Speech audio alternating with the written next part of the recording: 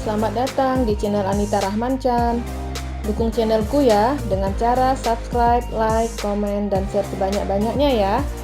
Satu lagi, bunyikan loncengnya agar kalian dapat update terbaru dari novelku. Terima kasih. Episode 120. Pelangi masuk ke dalam lift dan Bima mengikutinya. "Pelangi, kenapa kamu pura-pura tidak mengenalku?" tanya Bima. Pelangi tidak menjawab.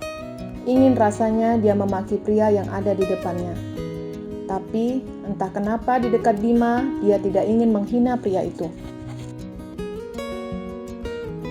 Pintu lift terbuka dan Bima tetap mengikuti Pelangi.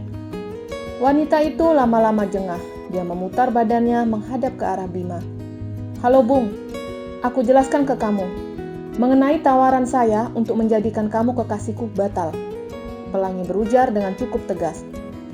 Bima tersenyum, karena apa yang dipikirkan Pelangi tentangnya salah. Kedatangannya ke apartemen itu tidak lain hanya ingin bertemu Langit. "Jangan tersenyum, ayo jawab." "Jangan tersenyum, ayo jawab," seru Pelangi. "Jawab apa?" Bima bingung. "Aduh, tambah jengkel aku sama kamu." Pelangi ngambek, dan dia kembali berjalan menuju pintu apartemennya. Bima masih mengikutinya, tapi Pelangi tidak memperdulikan pria itu. Dia membuka pintu apartemen dan di dalam terlihat Langit sedang duduk seraya menonton televisi. "Pelangi, siapa itu?" tanya Amran yang melihat ada seorang pria di belakang cucunya. Langit ikut menoleh, dan ketika melihat ada Bima, sontak dia langsung berdiri. "Dia temanku." Langit menyambar kunci motor dan mengajak Bima untuk segera keluar dari apartemen. Bima mengikuti Langit. Di dalam apartemen, Amran menginterogasi cucunya Pelangi. "Siapa pria itu?" tanya Amran. "Kan tadi Kak Langit udah jawab," sahut Pelangi cuek. "Iya, tapi kenapa dia bisa datang dengan kamu?" Pelangi yang tadinya bersikap cuek langsung ketakutan, khawatir jika ucapannya akan membuat Amran marah. Apalagi tentang pekerjaan Bima yang hanya sebagai security, pasti akan membuat pria tua itu murka. Dia ketemu aku di lobi," sahut Pelangi bohong. Amran mengerutkan dahinya dan mulai berpikir. Di lobi banyak orang, tidak mungkin dia menanyakan ke semua orang siapa saudaranya Langit. Ujarnya, "Aku ngantuk." Pelangi langsung masuk ke kamar. Amran curiga dengan sikap kedua cucunya. Kecurigaannya pertama pada Langit. Cucunya tidak memperkenalkan siapa pria yang datang bersama Pelangi. Dan kecurigaan yang kedua pada Pelangi. Dia mengenal karakter cucunya. Ketika melihat cowok cakep, pasti Pelangi langsung jelalatan. Dan tadi wanita itu seperti menyembunyikan sesuatu darinya. "Siapa pria itu?" gumam Amran. Langit dan Bima pergi ke taman. Mereka mengobrol di sana. "Tidak seharusnya kamu datang menemuiku. Keluarga kamu pasti sudah mengatakan siapa aku dan keluargaku," ujar Langit. "Kamu benar. Kakakku telah mengatakan semuanya siapa kamu. Dan menurutku mereka tidak berhak melarangku untuk berteman dengan kamu." Ucapan Bima membuat Langit langsung menoleh ke arah pria di sampingnya. "Maksud kamu apa?" tanya Langit bingung. "Apapun yang kamu lakukan dulu menurutku itu masa lalu. Dan aku yakin kamu sedang merubah image buruk dalam diri kamu," sahut Bima. "Jadi, maksudnya kamu akan tetap berteman denganku?" tanya Langit lagi.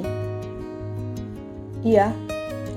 Kecuali kamu menghindar seperti ini, jelas aku tidak akan mau mencari kamu untuk berteman kembali," sindir Bima.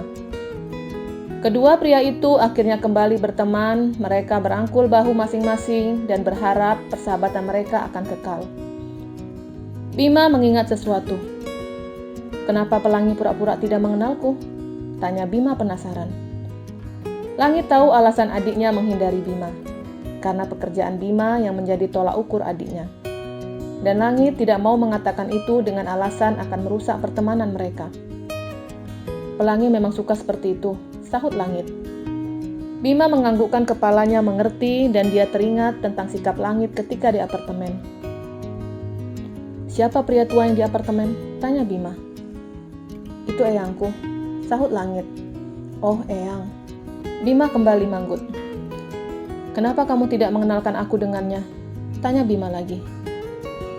Karena kamu adik Kevin. Jika Eyang tahu aku berteman denganmu, pasti Eyang akan marah. Maka itu, aku langsung mengajak kamu pergi. Jelas Langit. Bima mulai mengerti. Menurutnya, Langit dan Pelangi dikendalikan pria tua itu. Mereka tidak membahas masalah itu lagi, tapi membahas yang lain. Aku ada rencana buat kafe anak muda, ujar Bima. Wah bagus itu, aku mendukungmu. Berseru senang. Dan aku mau kamu ikut terlibat dalam rencanaku ini. Aku? Langit menunjuk dirinya sendiri. Iya kamu. Aku perhatikan kamu mengerti tentang segala jenis kopi. Dan aku berencana kita join dalam bisnis kafe ini. Jelas Bima. Aku ingin berwirausaha kecil-kecilan. Dan menurutku bisnis kafe seperti kemarin sangat tren di kalangan anak muda. Jelas Bima. Langit mendukung temannya. Baiklah, aku akan mendukungmu. Aku akan menanamkan modal di bisnis kita ini. Keduanya semangat untuk memulai bisnis baru mereka. Dan besok mereka akan mencari tempat dan yang lainnya. Karena besok hari libur, keduanya bisa memanfaatkan waktu mereka.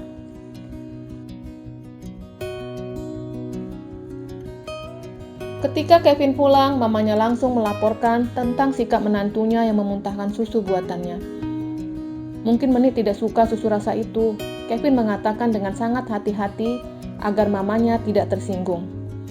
Bagaimana tidak suka? Susu itu rasanya enak. Semua orang hamil pasti suka rasa itu. Nyonya Paula menganggap semua orang hamil sama seperti dirinya ketika hamil. Ma, bagaimana kita belikan susu dengan rasa lain? Jika Menik tidak mual, tandanya dia memang tidak menyukai rasa itu, berujar dengan pelan. Oh, Mama tahu, kamu juga tidak percaya dengan ucapan Mama, iya kan? Nyonya Paula marah. Bukan, Ma, kita hanya mengetes saja. Dan menurutku tidak salah kita coba. Mungkin karena masih hamil muda, makanya Menik selalu mual dengan rasa itu. Tapi ketika udah hamil tua, pasti dia tidak akan muntah lagi. Kevin sengaja mengatakan seperti itu agar mamanya tidak memikirkan tentang nasib stok susu yang telah dibeli mamanya. Dimension. Besok waktu penandatanganan perjanjian tentang pembagian harta warisan almarhum Amrin. Dan Ziko terlihat tidak senang karena istrinya tidak ada tanda-tanda pulih dari hilang ingatan. Ziko mondar-mandir dan terus memikirkan cara agar jeripaya istrinya tidak jatuh ke tangan Amran.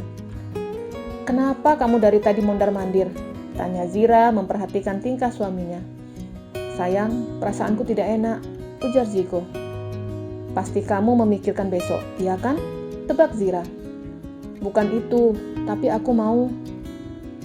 Ziko diam sejenak dan terdengar sesuatu dari bokong Ziko. Kamu kentut? Zira menutup hidungnya. Leganya. Ziko mengelus perutnya. Kamu jorok. Zira masih menutup hidungnya. Sayang, aku mengeluarkannya dengan susah payah. Kamu tinggal hirup saja masih protes. Ujar Ziko tidak terima karena perjuangannya tidak dihargai istrinya. Udah jorok, jangan bahas lagi. Zira jijik. Karena tidak menemukan ide yang dapat membatalkan rencana Amran, akhirnya Ziko naik ke atas tempat tidur dan langsung memeluk istrinya yang tengah berbaring membelakanginya. Jangan peluk, aku nggak mau badanku bau kentut. Zira menolak. Udah hilang sayang. Ziko tetap memeluk istrinya walaupun Zira melepaskan tangan suaminya dari badannya, tapi Ziko tetap melakukannya lagi. Seandainya kentut menjadi kriteria untuk menjadi calon suami, pasti aku akan menolak kamu, ujar Zira berangan-angan. Dan sayangnya itu hanya hayalan kamu, sahut Ziko dan tangannya mulai beraksi di tubuh istrinya. Dan pergumulan terjadi di atas kasur. Jika kasur itu bernyawa, pasti akan teriak karena selalu menjadi tempat pelampiasan pasangan suami istri itu. Pagi harinya, matahari masih terlihat malu untuk menunjukkan cahaya indahnya. Zira mengerjapkan matanya secara perlahan. Melihat ke arah depan dan ke samping, ketika melihat ke samping, Zira kaget karena suaminya telah bangun lebih dulu darinya. Kamu mengagetkanku saja, gerutu Zira. Dan Ziko tidak menjawab. Jam berapa kamu bangun? Tanya Zira. Aku belum tidur dari tadi malam, sahut Ziko. Kenapa tidak tidur? Tanya Zira seraya beranjak dari tempat tidur. Bagaimana aku mau tidur jika hari ini penentuannya? Aku terus berdoa agar waktu lama berputar, dan kenyataannya tidak. Ziko menceritakan keluh kesahnya yang selalu terjaga. Aku tidak memintamu untuk bergadang, ujar Zira. Memang kamu tidak meminta, ini inisiatifku sendiri, jelas Ziko. Zira menggelengkan kepalanya. Dia tidak tahu jika suaminya sangat tidak rela jika semua kekayaannya jatuh ke Amran. Kenapa dia bisa tidur nyenyak? Gumam Ziko ketika istrinya sedang membersihkan badannya di kamar mandi. Ziko dan Zira telah bersiap pergi ke kantor pengacara. Mereka masih menunggu kehadiran Kevin yang akan dijadikan saksi untuk penandatanganan surat. Kenapa Kevin belum datang? Ziko terlihat gusar. Kamu kenapa sih? Tanya Zira memperhatikan suaminya yang tidak bisa duduk tenang. Aku tidak mau kita terlambat. Jangan sampai kita kalah cepat dari keluarga Amran. Aku mencurigai mereka. Jelas Ziko. Mencurigai bagaimana? Tanya Zira balik. Bisa saja mereka menyogok pengacara untuk mendapatkan harta kamu. Jelas Ziko lagi. Tidak berapa lama Kevin tiba. Ziko langsung menarik tangan istrinya menuju mobil. Vin, cepat, titah Ziko. Kevin melajukan mobil menuju kantor pengacara. Ziko melirik istrinya yang terlihat santai. Beda dengan dirinya yang sangat cemas tentang nasib harta istrinya. Tuan, saya perhatikan Anda seperti orang stres, ujar Kevin seraya menyetir mobil. Bagaimana aku tidak stres? Istriku belum pulih dan kamu datangnya telat, gerutu Ziko. Maaf Tuan, di rumah sedang ada masalah. Kevin berujar sedih. Masalah apa? Tanya Ziko penasaran. Mama selalu berpikiran kalau Meni sengaja menolak memakan semua masakan Mama. Padahal kenyataannya dia mual, jelas Kevin. Ziko menaikkan salah satu alisnya. Mual? Bukannya kamu bilang kalau istri kamu kuat dan tidak mengalami namanya mual dan pusing? Tanya Ziko bingung. Iya benar Tuan, tapi tidak tahu sekarang Meni sering muntah dan Mama menganggap itu disengaja, jelas Kevin. Perubahan bisa saja terjadi pada ibu hamil. Mungkin kondisi istri kamu tidak sekuat beberapa bulan terakhir dan penyebabnya bisa karena letih atau stres, timpal Zira. Kalau capek sepertinya tidak, tapi stres mungkin, sahut Kevin.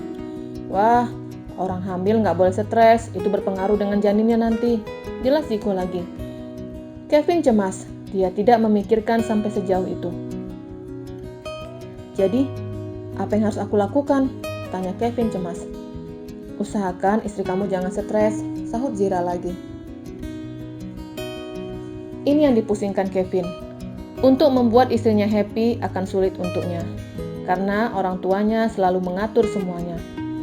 Dan di satu sisi Nyonya Paula orang tua satu-satunya tempatnya untuk berbakti. Bersambung.